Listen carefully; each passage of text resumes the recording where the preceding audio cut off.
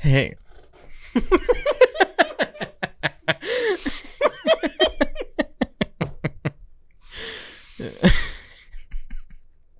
Oh, God.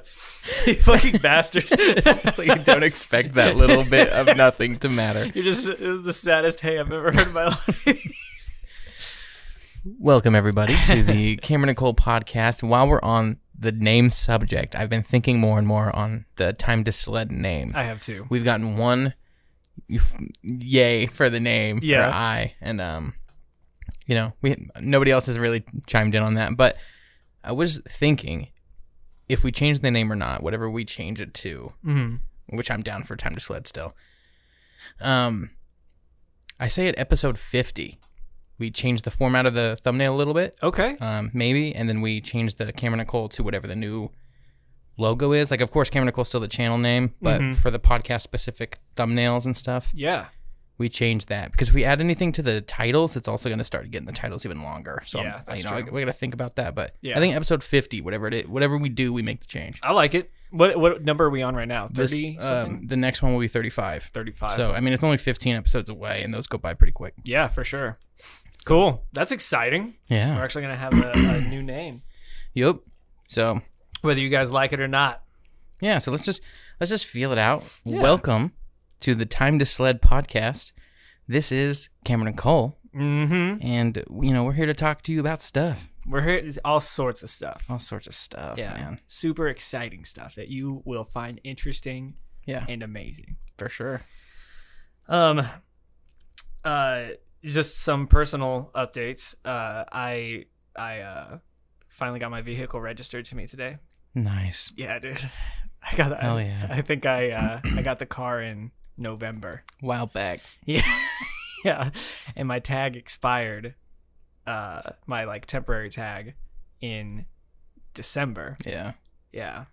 And December. I think it was December. We're in July. And then I know, and so I went there today, and I was like, well, first of all, one of the reasons why it took so long, not only because of procrastination, but also because the queue system in the tag office was down for a long time, and so you just had to go there to line up, and every time I'd go there, no matter how early before open I would go or what time in the afternoon it was or whatever, there would be a line wrapped around the building of people. Man. And I don't have time to sit through that shit. Yeah, you know what I mean? So finally they got the system back up, so I was able to reserve my spot today. I went in, took care of it super easy. So yeah, now I'm driving legal. I still need to get my driver's license since that expired since I turned 27 in April during the COVID stuff. But at least my vehicle's registered to me. Hey, you have 90 days though. You should still be within that window. I think so. Yeah. And I'm sure that the rules are super relaxed now. They with that are, stuff yeah, anyways, so. For sure. I don't think anybody, even with the expired tags, I think police have been encouraged to just not worry about that. Yeah, that's what people were telling me, which made me feel a little bit better. But man, it sucks to drive. And then when you see I've been looking in my rearview mirror constantly since then, because if I see a cop slowly starting to come up on me on the highway, merge over to the next lane. I don't want that guy behind me running my plates. Comes crazy? Back up and it's gonna be a Chevy Cruze, Man, and once you get those things figured out, it's that little bit of stress goes away. Yeah. That unnecessary constant stress when you're just driving. It's we know that, and now thinking back on all the times that I was stressed when a cop would get behind me and shit, it wasn't worth it. I should have just gotten that shit taken care of. Yeah. But that's who procrastination, I is. Man. That's who I is. No, we don't need to dive into this, but I'm about to listen to a book on procrastination. Hopefully, that makes me want to be less procrastinating. Dude, please teach me I'll teach you the ways once I figure that out. Yeah. But before we get into whatever we're going to get into, a little update on myself. So, I finally started, this tiny little workout plan that who knows if I stick with. But anyway, not delving into that. My legs are sore because one of the last ones I did were leg things. And then yesterday I fell down my stairs. Jesus Christ. Yeah. Fuck. I don't know if it has anything to do, but last night, Ashley was in the living room and the stairs that are right outside that door, I counted the stairs. There's 17 stairs. I fell at the top 2 of them. Oh my God. And just slipped, landed on my ass, and slid all the way down them and crashed into the wall down at the stairs. I was carrying down Ashley and I's waters that I fill up for the night, so I was just covered in water and shit, and just had to limp around the house a little. You haven't seen it yet, but I was sitting in my office chair earlier, and I got up, and like, I don't know, like yell whimpered. It was like, it's seriously like I have to be like, I don't know. I didn't expect it because last night it hurt, but it didn't hurt that bad. And today there's not like bruised, but obviously something's messed up in there because now my legs barely work and my ass is, and my lower back just is like, I feel like I'm going to die. Damn. Like it hurts. That's good though. I mean, so hold on. Did I miss it? Does it hurt because of the fall or just because you've been doing leg exercises? My legs hurt, so it doesn't help. But no, my ass and everything hurts because of the fall. Jesus. But it's like, oh man, like even just right now, like if I sneezed earlier and it fucking was so painful. And I was listening to that Joe Rogan and Tony Hawk podcast, and Tony Hawk talked about like breaking his pelvis, and he said like every time you cough or sneeze, he's like it's like a trauma. Jesus. So I'm curious if like I just messed up something down there, and like of course it's not as bad as like breaking your pelvis. I was gonna say, are you comparing? No, not this. But no, it makes sense now that like it's weird that I just listened to that. Like I finished listening to it today, and it's funny that it just like now I did sneeze and I felt the pain. I'm so disappointed that I missed that fall because I've caught several of Cameron's falls before in the past, and if you hear something, I think the cat's meowing. Yeah, my slut cat. Jesus. But so, oh my God, so I've witnessed some of the best things involving Cameron falling. Like, first of all, I think the first one was when we were out in that field when we were kids, and like they had these little tarp walls that were maybe like a foot off the ground, maybe 2 feet or something like that. And I don't know if it was supposed to be like markers or what the point is, but it's just like a wall of like this tarp stuff. Yeah. And it's like it's like all marshy and stuff where we're going, and Cameron's just like it like tries to hop over, and fucking foot clips it, and he just goes it's like face first all up in the mud, straight into mud, like that splatter sound that we always talk about being the perfect sound of like a rock in the mud where it doesn't like tumble, it just like sticks. God damn it. It was like that, but my body. I remember when the pond was frozen in that field, and then like you're walking through and you're just like and you stomp on it and your leg just goes straight through.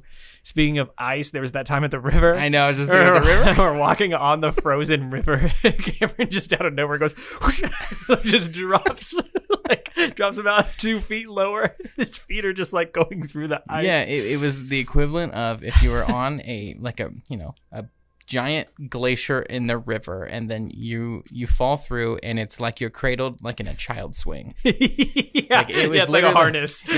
Like it was enough to stop like my pelvis from going through, but my little legs were like in the river down, and it was like the dumbest thing. How did that not break through the rest? I don't know. It was really dumb that we were on a frozen river because of like how much current is underneath it and how many people die from doing that stupid shit all the time. But even we didn't learn our lesson though, because when I started dating Ashley, like I don't know, I can't remember. I don't think it was us, but like I went down there at the river at the Keeper where those bridges are, and I went, like we all walked on the ice down there. Jesus. Like in the dark. So we don't even know how thin the ice is or whatever, but we're walking down there, and we tested through rocks. You can kind of get a good idea. Yeah. But we're like under those pillars where the bridges are, like out in the river, not even like on the edge of it. And like apparently I didn't learn my lesson. I remember Julie and I walked across like a Sedgwick County Park lake when it was frozen, and that was after the whole river thing, so I didn't learn my lesson either. Fucking dumb, dude. So dumb. And we were all about like remember the farmer lakes over like where they have the whatever it is now, the wetlands park? The wetlands park. Like back when it used to be just those like lakes on that land. Like we remember we were like playing stupid like hockey, kicking bottles and shit on it. Like we didn't. What was that? Oh, it's Sven freaking out about the cat on the other side of the door. My animals suck, guys. But yeah, we've always been about like the ice. Oh, shit's frozen. Yeah. Oh yeah, remember the fucking ad storage video that we made? And remember I was like underneath the bridge in Sterling Farms, and I came out on the ice. Yeah, ad storage, and then I pushed myself we back. did not care. Oh my God, so dumb. And I think the last funny thing that I remember about you falling and eating shit because you're fucking stupid is when you were leaving my parents' house, and the steps going down to the driveway were frozen or had like a little bit of sheet of ice on it. And Cameron's just walking down. He's like, "How I see it," and then just falls ass, just like quaked the whole ground, man. Like that was such a hard hit. The closest. I don't even know if I've seen you fall, really. There's got to be something. Dude, my balance is impeccable. No, my balance is impeccable. And that's the thing, like, I skateboarded for a little while, so I like you should feel like I have a lot of balance, but I fucking obviously don't. But the worst one is definitely the tripping over that tarp barrier in that little construction zone, because that was like, it was one of those where I'm just like dumbass making jokes, and then it's just like splat, and then it's just me, a muffled version of you being. I know. It's like the other day when I showed up for a podcast or a shoot, or I can't remember. And like we're walking up the steps of his house. This was just like 2 weeks ago, and he just trips over the stairs carrying a shitload of equipment. It's just a chaotic mess, and like I could not do anything except just laugh. It was just one of those rare life moments where like you just laugh and you can't stop. Yeah, I love that shit. Man, it's probably gone by now. I don't know if I saved it. With the video, because I have a porch camera. Yeah, I know. We came up here and we were like little kids waiting for the video to load. We were like, oh my God, we were watching it, and then it's like immediately Cole just goes to the side of my porch and laughs because he can't. He's holding my stomach. God damn. What else? What did you have? For us? A bit of other wholesome news on my end is some friends of the show, Emily and Jacob, got married over the weekend. So congratulations to you guys. Your wedding was lit as shit. Bradley, the guy who made the sign that we were talking about, he showed up and left during the reception and came back in an inflatable T-Rex costume, and everybody thought he was going to be in the costume for maybe like a song or something like that to just like be funny, but he like kept it on for like way too long. And I remember looking over at him, and the little like window, the plastic window that is just condensation. It's just dripping on the inside. And he's so miserable. He was sweating so much. It was hilarious. How do those little... Is there like a machine in there that keeps it inflated at all times? It's a little fan that's built in, and then you plug into a battery pack that goes into your pocket. Really? Yeah. So is the battery pack included? Mm-hmm. So, okay. So on one side, there's just like this little weight? Yeah, on one side, there's just a little orange circle that's like embedded into the material. It's a little heavy, but it's not. You don't heavy. like notice it doesn't like affect you too much? Once it inflates, you don't notice it at all. I guess it's rigid at that point, so it's keeping it up on its own. Yeah, for sure. But it made me think about kind of another work story, not to make this a work stories podcast, but at the zoo, Night of the Living Zoo one year, I was working, and I convinced my boss to let me wear an inflatable T-Rex costume and just be out in the front and like just high five little kids and shit. It was like 100 degrees that day. This is so hot, and I'm like running around, I'm high-fiving kids and stuff, like I'm taking photos with people and everything. And I at the end, like I went through the whole line of people before they were able to go inside, and I was coming back and I was like, oh my God, I'm not okay. I'm dehydrated. And I started seeing like black spots and shit, like I was about to pass out. And so I'm like on my way inside, like still like waving and stuff, because kids are like waving and shit, but I'm like, I'm going inside to take a drink and like get a break. And I'm getting close to the bridges of the entrance, and then some group of people, adults, come up to me and they're like, hey, we're whatever radio station, dance with us, you're gonna be on our Instagram. And they just start dancing, and like someone's filming on their cell phone, and so I'm just sweaty, and I'm like almost like I'm just like just like trying to survive a little bit longer and just dancing. Like with the potential risk of you dropping in the middle of them filming that would have been fucking hilarious. Somebody would have had that on their phone. Oh my God. That would have been the best thing ever. They're just like, hey, we're at the Central County Zoo, and then the T-Rex just goes like a plop, and then they're like, ha, he's joking, guys. Just fucking poking and shit. I think that's insane. It makes you wonder, like, okay, when the inflatable costume, like nobody predicted that, but it's such a simple idea. Yeah. And somebody was like, you know what, I'm gonna produce this, and people are gonna like go insane over it. Yeah. And it's like, before that was the costumes where it looks like you're riding something, or something's in front of you, or you're carrying something, but it's just your legs underneath. And it's like, there's one more thing out there that somebody's going to come up with at some point, but to us, it's like, there's nothing left. Morph suits were like that for a while. That was a big thing before inflatable stuff. I remember when I ordered the T-Rex costume, it was hard to find one because like there were so many like people buying it. And now there's all sorts of versions of an inflatable costume. Yep. I bought two, so I could have one as a backup in case one like broke for some reason. Nice. I needed it. Yeah. Makes sense. Yeah. Sweet. The only other wholesome news that I wanted to shout out and say is my friend Brittany and her partner. They this week welcomed an adopted kid that they're taking on themselves and like all that stuff, which is so crazy for me to think about. First of all, I think she's either my age or a year younger than I am, but they're awesome people and they're going to be great parents. But like, man, just making that decision, like, hey, I'm ready. Because not only is it like, it's not a baby, you know, it's a 12-year-old kid. Like, and you said she's your age? Mm-hmm, I think so. Are they both kind of your age? Her partner's a little older. But okay. Yeah. But it's just that is insane. I know, it's crazy. Like they're going to be great at it, like I said. But I could not imagine being there mentally to take on that responsibility. You know, no, raising a kid. Like, I just fell down the stairs. You did. Like, yeah. I can't imagine if you're holding a baby. Yeah, Ashley and I want to eat out. I can't even pick what I want to eat. Like, yeah, I know. That's a big adult decisions right there. And Julie and I were talking about, you know, like kids and stuff too. And we're both like, if we have a kid, like we're gonna have to completely redo the basement since I've got that bar down there. Like we've got to like make another room for it. Mm-hmm. Like, oh, it sounds so tedious and time consuming. Yeah, I know. But yeah. Anyways, congratulations to you guys because you totally earned it. And it's gonna be awesome. Hell yeah. So Cameron and I had a bit of a scare. Cameron shot a wedding that apparently one of the groomsmen tested positive for COVID he didn't know that going in the wedding, of course. This was found out after the fact. Yeah. And so, yeah, you got that phone call and he let me know. And Cameron and I had been hanging out with each other like every day since then. Yeah. And so it was pretty scary.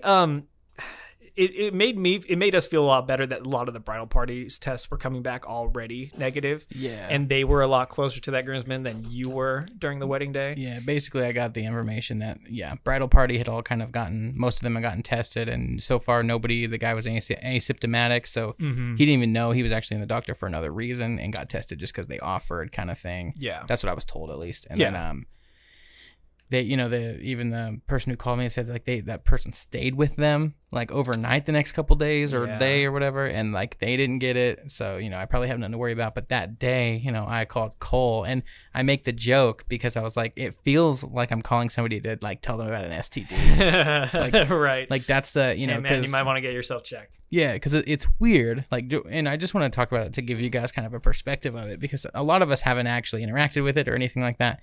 And apparently neither have we, but I was around that dude all day.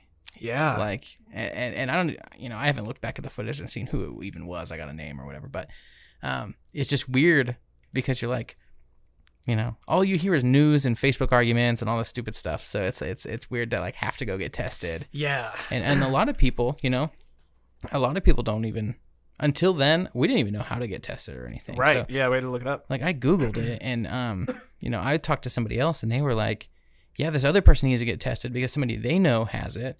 And they, based on what they've heard, it's like 3 weeks out to even get tested. And then it's like, we got tested the same day we found out. Yeah. Thing is, there's different types of tests you can get, I guess. Yeah, but, I guess so.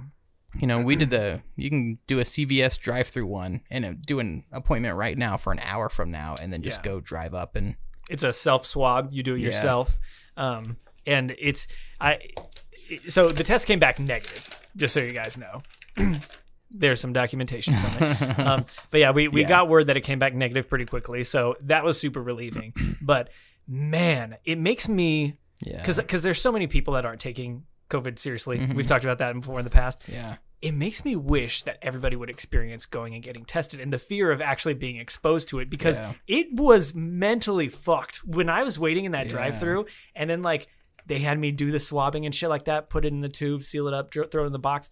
I left being like, that was surreal. I never in my life thought that I'd be waiting in a drive-through to do some self-swab test about some virus going on in the world. You know what I mean? And then, just waiting, just knowing that we knew we probably didn't have it because of, like everybody else testing negative for it that was close to that person, like I said.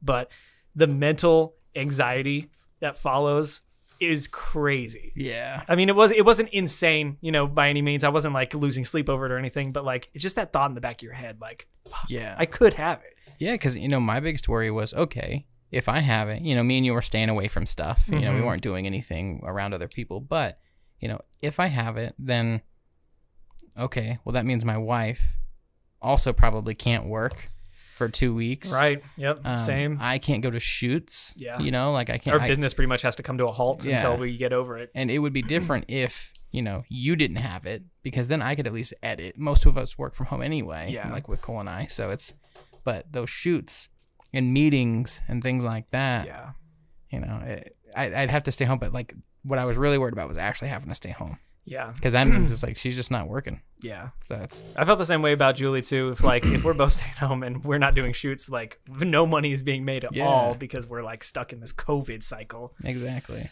It's just insane. Shit's all ramping up again and everything. It's like, God damn it. I hate it. I know. But weird experience. We experienced it now. It wasn't, you know, it was scary for a second, but. How far did you stick the Q-tip up your nose? They said to put it about an inch until you felt pressure. Yeah, she told me until you feel resistance.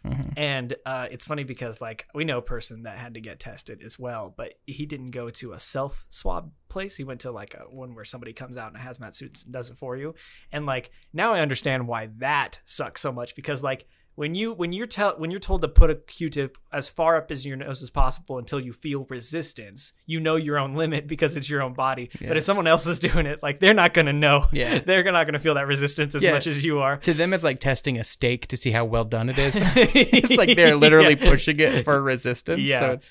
So yeah, that would suck if it was one of those ones. I'm glad we went through a drive-through one. And I don't know. I think Ashley was telling me, somebody was telling me that there's one of the other tests, and I've gotten this done for, you know, something else years and years ago. But have you ever had one of those tests where they shove like one of those like, I swear it's like a foot-long Q-tip, and like it's like a wire, and they shove it up your nose, and it like goes up here. Like it goes far. I've never. It's like a needle. I've never had swab. that test before. That sounds awful. And it's just like you don't really feel it, but it's like you do feel it, and it's just awkward and weird, and you're like, oh my god, I'm gonna sneeze if you keep fucking with this. And it's seriously like it disappears into your head.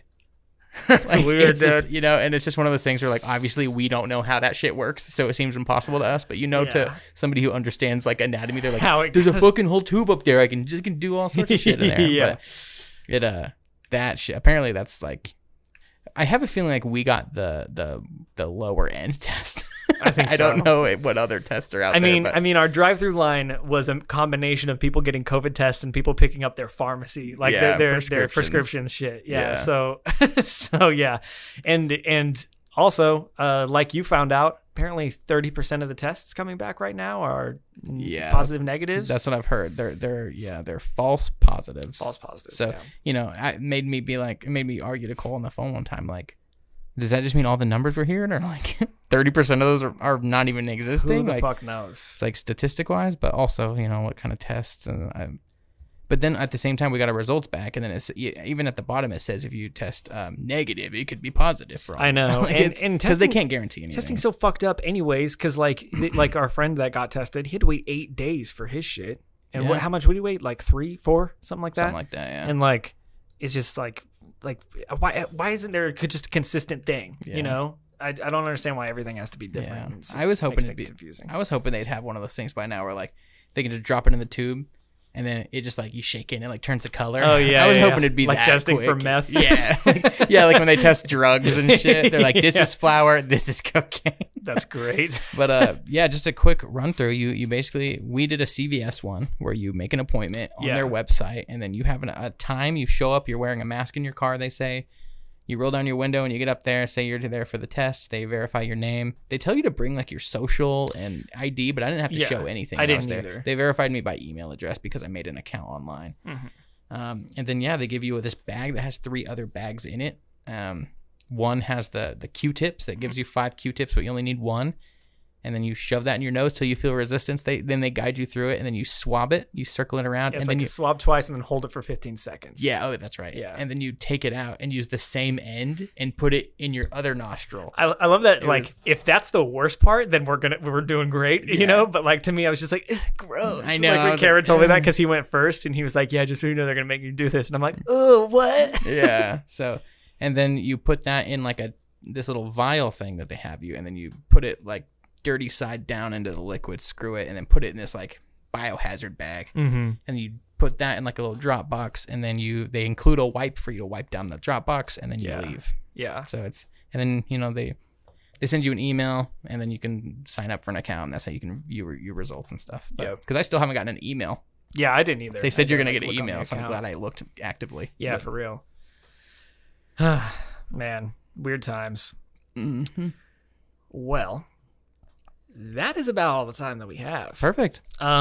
So, you guys, thanks again for tuning in to this podcast. Yes. We love you and appreciate you and hope you tune in for the next one. Yeah. Thanks for all the comments we've been getting. We have been getting a lot of comments. Yeah. Oh, we hit 200 subscribers today. Shit, we did. Yeah, I saw forgot that. about that. Yeah. We hit 200, man. Thank you, everybody. Oh, my God. It might sound small, but it's really actually something awesome. It's a milestone for us, for sure. So, thanks. We lose 5 today. We probably fucking will. Every time we get 2, we lose 1. So it's always like a step forward, step back thing, but it's always like a notch forward. So it's I'll take it. Yeah, fuck it.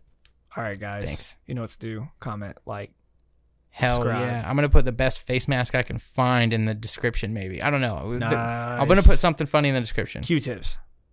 The best Q-tips I can find from Amazon. I'm gonna put those down there. Fuck yeah. Nice. All right, everybody. We'll see you next time. Bye.